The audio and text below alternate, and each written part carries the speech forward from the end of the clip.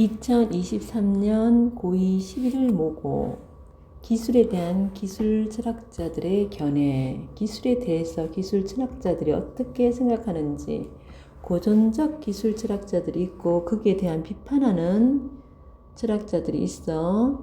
그러면 자, 우리 이게 두 개, 가나로 나왔지, 그지? 가나는 연관성이 있으니까 가나로 나오는 거야. 첫 번째 문단. 자, 고전적 기술 철학자들이 나오네.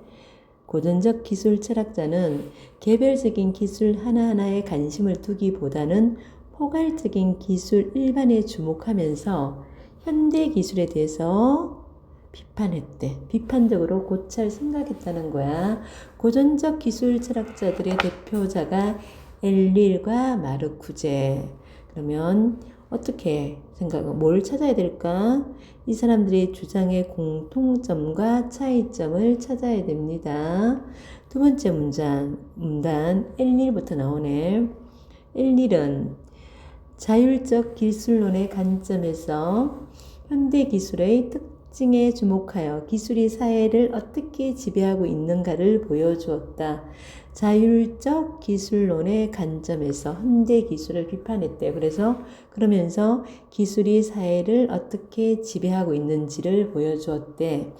그러면 자율적 기술론의 관점이라 있지, 그지? 그러면 자율적 기술론이 뭔가가 나와야 되겠지, 그지? 자율적 기술론은 도구적 기술론과 대비돼요. 그럼 자율적 기술론, 도구적 기술론 대비된다 그랬으니까 차이점 봐야 되겠지. 도구적 기술론 나오네. 도구적 기술론에서는 도구적 기술은 가치 중립적인 것으로 인간이 정한 목적을 달성하기 위한 수단. 그러니까 기술은 우리의 도구일 뿐이다. 인간의 도구일 뿐이다. 그게 도구적 기술론이고, 자율적 기술론은 이와 달리 엘리는 기술이 인간의 통제에서 벗어난대요. 자율적인 것이 되어버렸다고 주장한다. 기술은 오직 효율성이라는 기준에 의해서만 움직이므로 기술 발달은 인간의 선택이 아니라 A가 아니라 B, 이거 중요하라 그랬지. 기술 자체의 효용성을 바탕으로 자동적이며 불가역적으로 이루어진다. 인간이 통제할 수 없다는 거야. 도구적 기술론은 인간이 이 기술을 도구로서 사용한다는 거고, 자율적 기술론은 인간이 선택이 아니고 기술 자체가 이제 자동적이고 불가역적이라는 말은 다시 돌아갈 수 없다는 거야. 다시 돌아갈 수 없다. 역으로 다시 돌아갈 수 없다. 이게 자율적 기술론이지, 그지? 이는 자율적인 기술 앞에서 인간의 자율성은 존재하지 않게 되며 기술이 인간의 자유를 통제해버린 거야. 그래서 전통적 의미에서 주체와 객체 관계였던 인간의 기술 관계가 바뀌었다는 거야. 역전이 뭐야? 바뀌게 됨. 요 의의 문제는 나올 때 바로바로 해결하자. 그러니까 어떻게 해요? 자, 엘릴은요, 우리가 기술에게 뭔가 뺏겨버렸다는 거야. 주체가 아니고 이제 우리가 객체가 돼버린 거야. 기술이 지멋대로 막 지나가는 거야. 또한 엘릴은 기술에 대한 인간의 근거 없는 신뢰가 일반화되고 인간이 기술에 대해서 인간이 기술의 지배에 대한 비판력을 상실하게 된다는 것을 잃게 되어 사회가 인간 소외에 직면할 것임을 경고함과 인간 소외 현상이 일어날 것이다. 경고하였다. 엘릴은 이러한 상황에서 인간이 취할 수 있는 태도는 자율성을 상실했다는, 우리가 할 수 있는 게 없다는 거야. 인간이 취할 수 있는 태도가 뭐냐면, 그래, 우리가 자율성을 상실했네 하고 인정하는 것밖에 없다요. 뭔가 해결책이 없다는 거야. 문제점만 나열하고 해결책이 없다고 하는 거야. 기술이 자율성을 갖게 되고 인간은 자율성을 잃어버리고 기술이 점점 발달해가지고 인간은 그 주체의 자리도 기술에게 내주게 되었다. 이 얘기를 하고 있는 거지. 산문단 우리 이제 또 한 사람도 있었지. 산문단에 고전적 기술 철학자 마르쿠제가 있었지. 이제 마르쿠제 할게. 마르쿠제는 1차적인 사회에 대해서 비판을 했대요. 비판을 중심으로 기술 발달로 인해 발생한 인간과 사회의 이기 상황을 분석하였다. 기술 발달로 인간과 사회가 이기 상황이 되었다는 거야. 이게 이제 기술 발달 때문에 인간 사회가 안 좋아졌다는 거. 이거는 엘릴과 공통점이지. 엘릴과 공통점이고. 자, 1차적 사회라 그랬지. 그치? 그러면 또 1차원적 사회가 뭔지 또 줍니다. 1차원적 사회란 인간의 비판 능력을 제거함으로써 자연스럽게 인간을 억압하여 존속하는 사회를 의미한다. 하여튼 인간이 소외되는 거래. 비판적 능력이 제거되었대. 비판적 능력이 제거되면서 인간을 억압한대. 1차원적 사회에서 기술은 구성원들을 효율적으로 통제하기 위한 지배 올로기가 되고 기술이 산업과 권력의 제도적 주도권을 쥐고 있는 기술이요. 그러니까 이 기술을 사용하는 사람들 주도권을 쥐고 있는 주체들에게 이익을 제공하면서 현실을 그것도 어떤 잘못된 현실을 정당화하는 방법이 되었다는 거야. 어쨌든 엘릴이나 마르쿠제는요. 기술의 발달이 인간 사회에 안 좋은 영향을 미쳤다고 얘기하고 있지. 그지? 마르쿠제에 따르면 산업혁명 초기엔 좀 괜찮았다는 거야. 산업혁명 초기에 인간은 기술을 개발하여 고통스러운 노동에서 스스로 해방되었대. 그때는 좋았어. 근데 기술이 고도화되고 산업사회가 성장하면서 기술이 고도화되고 성장하면서 오히려 개인을 통제하는 방향으로 사용되었대요. 기술이. 처음에만 산업사회가 딱 됐을 때만 좋은 거야. 그러면서 나중에 개인을 통제하는 방향으로 되었고 그 결과 개별 주체는 내면의 자유를 요거 중요. 개별 주체는요. 내면의 자유가 박탈당했어요. 기술의 창조자였던 인간이 비판적 사유를 하지 못하는 1차원적 인간으로 전락하고 따라서 그는 기술이 이미 사회를 지배하는 파괴적인 정치의 도구가 되었기 때문에 기술이요. 사회를 지배하는 파괴적인 정치의 도구가 되었어. 그래서 새로운 기술을 확립하기 위해서는 정치적 변화가 필요하다고 지적하고 구체적인 방안 나왔니 안 나왔니?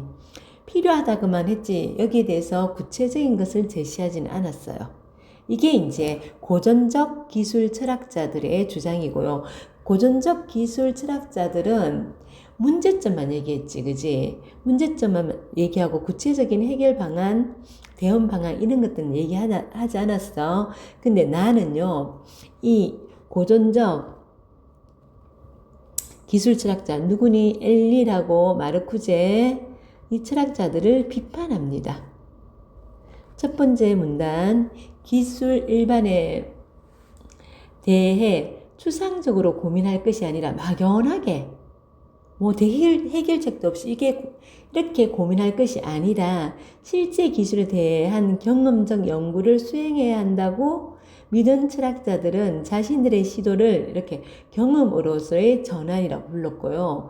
이들은 고전적 기술 철학자들이 기술이 초래한 문제에만 집착한 채 문제만 보고요. 기술을 외부에서만 관찰이 가능한 흔한 암흑상자로 봤대요. 그러니까 문제점만 보고 기술 자체는 외부에서만 관찰했다는 거야. 그러면 기술 자체는 모른다는 거야. 기술 자체는 모르고요. 문제점만 지적했다고 그래서 그 기술을 갖다가 암흑상자로 취급했다는 거. 제대로 알지도 못하고. 이러면서 이런 사람들을, 이런 고전적 기술 철학자들을 비판했어요. 그리고 개별 기술들의 내용과 발전 과정을 구체적으로 기술의 발전 과정, 내용하고 발전 과정을 구체적으로 분석하고 그 분석한 그걸 토대로 해가지고 철학적 사유를 진행되어야 한다고 보았다. 두 번째 문단. 자, 경험으로서의 전환은 누가 여기 그 다음에 우리 나온 문단의 철학자들 얘기했지. 경험으로서의 전환은요, 기술에 대한 서술적인 접근 방식과 규범적인 접근 방식으로 나눌 수 있는데, 우선 서술적 접근 방식부터 할게요. 요거의 경험으로서의 전환이 이렇게 두 개를 나누지, 그지? 서술적 접근 방식은 경험적 근거를 바탕으로, 경험으로의 전환이잖아. 그러니까 경험적 근거를 바탕으로 하겠지, 그지? 그래서 기술을 세밀하게 관찰해요. 그리고 기술이 가지는 특징을 상세하게 분석하고, 특징을 상세하게 분석하는데 치중하는 것을 의미한다. 특히 자, 돈 아이디, 이거 다 이제 뭐 서술적 접근 방식의 철학자 돈 아이디야. 돈 아이디는 일상에서 생생하게 감지되는 기술 그 자체, 곧 현상적 차원에서의 기술 역할에 주목하였다. 현상적 차원에서의 기술의 역할에 주목했고, 이를 통해 인간이 세계를 인식하는 틀에 미치는 기술 역량을 분석하고, 이 말이 뭐야? 기술은요, 인간의 내면에, 인간의 의식에 영향을 미친다는 소리지. 기술은요, 인간의 의식이 뭐야? 내면이지. 의식에 영향을 미친다는 얘기고, 분석하고 인간과 기술의 관계에 대해 탐구했어요. 세 번째, 우리 돈 아이디 얘기를 계속한다. 다 계속 돈 아이디가 계속 나온다. 인간과 기술의 관계를 무슨 관계, 체형 관계, 해석 관계, 배경 관계를 설명하는데, 먼저 체형 관계란, 이거 다 이제 하나씩 설명 나와요. 기술이 인간의 신체적 기능을 확장하는 역할을 한다는 거야. 예로서 안경이 나와요. 예로서 안경이 나오고요. 안경처럼 기술이 인간의 몸의 일부와 같이 기능하였는데, 인간은 이러한 기술을 통해 세계를 경험하게 된다. 그리고 해석관계는요. 해석관계는 자, 처음에 체험관계 나오고 그 다음에 해석관계 나오고, 해석관계는 기술이 해석이 필요로 하는 텍스트를 인간에게 제공하는 관계야.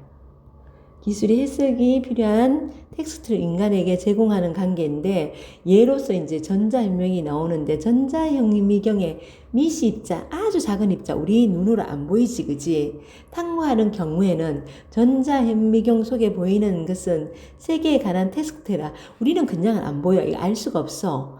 전자현미경을 보고서 그 세계를 알 수 있는 거야. 그래서 전자현미경 속에 보이는 세계는 텍스트인 셈이며, 인간은 이를 해석하여 보이지 않는 세계에 대한 정보를 획득할 수가 있어요. 그리고 마지막으로, 자, 배경관계인데요. 여기는 보이지 않는 세계가 중요하다. 보이지 않는 세계. 미시 세계는 우리 눈으로 볼 수 없어. 그걸 갖다가 이제 기술이 발달하면서 인간에게 보여주면서 이 세계에 대해서 해설해 준다는 거야. 배경관계는요, 기술이 인간 삶이 영위하는 환경을 구성하는 것인데, 예를 들어서 본러 같은 거야. 본러는 우리의 배경이 됐다는 거야. 본러와 같이 기술이 인간에게 미치는 환경의 일부처럼 여겨지는 것이야. 그리고 이제 몇 번째 문단인가? 네 번째 문단. 자, 네 번째 문단. 우리 네 번째 문단 어디에서 경험으로서의 전환에서 서술적인 거 있고 규범적인 접근 방식이 있지, 그지? 그 규범적인 접근 방식이야. 기술이 야기한 문제에 대한 대안을 모색하는 거. 규범적 대안을 모색하는 거. 앞에 우리 고전적 기술 철학자들은 문제 제기만 했지. 문제 제기만 했는데 여기에 이제 나에서는 우리 이제 대안을 모색하는 거야. 규범적 접근 방식에서 고전적 기술 철학자들이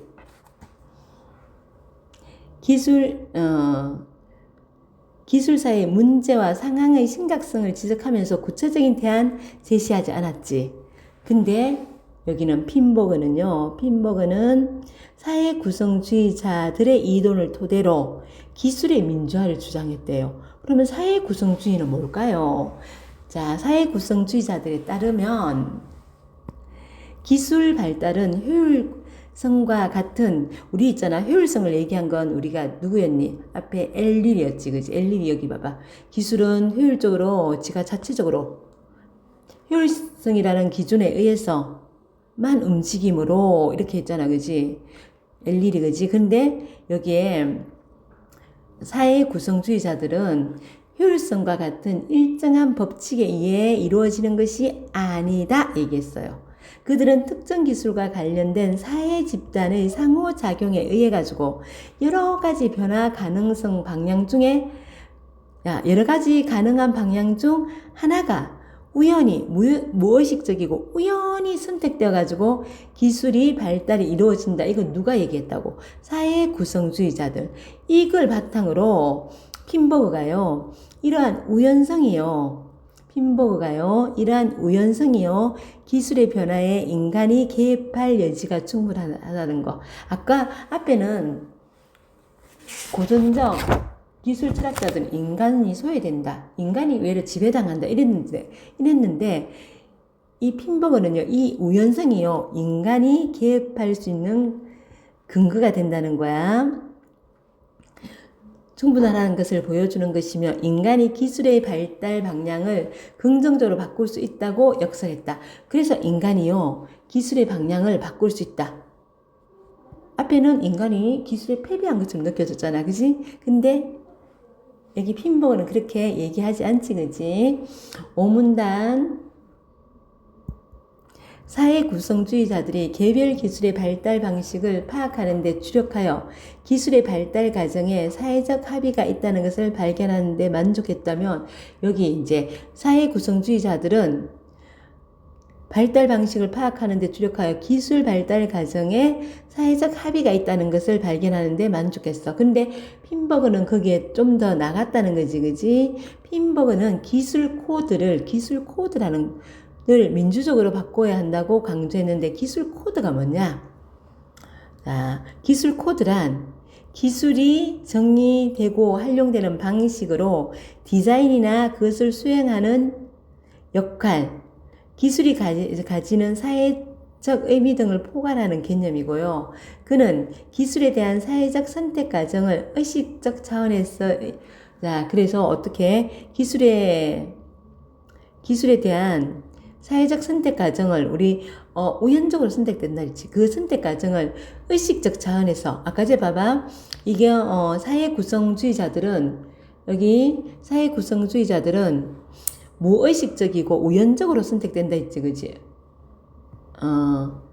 자, 이게 무의식적이고 우연적으로 선택된다 그랬는데 그걸 좀 더 발전시켜 가지고 핀버그는요. 기술에 대한 사회적 선택 과정을 의식적 차원에서, 무의식에서 의식적 차원에서, 그것도 공론의 장으로, 여러 명 같이 합의할 수 있는 공론의 장으로 끌어내고, 보다 강범위한 집단이 선택권을 나누어 가지면서 자신에게 유리한 선택권을 가질 수 있게 해주는 거지, 그지? 그래서 기술 발달의 민주화를 위해 노력하는 것이 필요하다. 자, 이게 핀버그는요, 사회 구성주의자들의 이론을 갖고 와가지고, 그걸 갖다가 어떻게 해요? 민주화한 거야. 알겠지? 그 다음에 우리 3번 보면 자전거가 처음 개발되었을 때 이 자전거는 뭐가 되겠어? 자전거는 기술이 되겠지.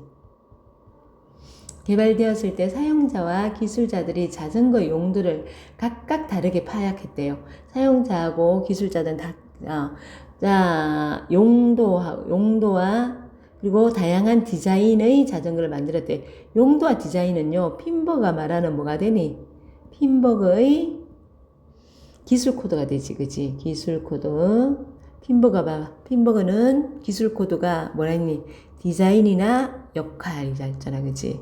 그래서 앞바퀴가 큰 자전거는 자전거를 스포츠 용품으로 파악한 사람들이 선호했고, 앞뒤 바퀴의 크기가 같은 자전거는요, 장보기용이나 교통수단으로 본 사람들이 원했대. 근데 시간이 지나면서 자전거를 장보기용이나 교통수단으로 더 많이 선호하게 되었어. 그래서 자전거는 지금과 같이 앞바퀴, 뒷바퀴가 같은 게 되었다는 거야. 자, 여기까지고 수고하셨고 문제 풀어보세요.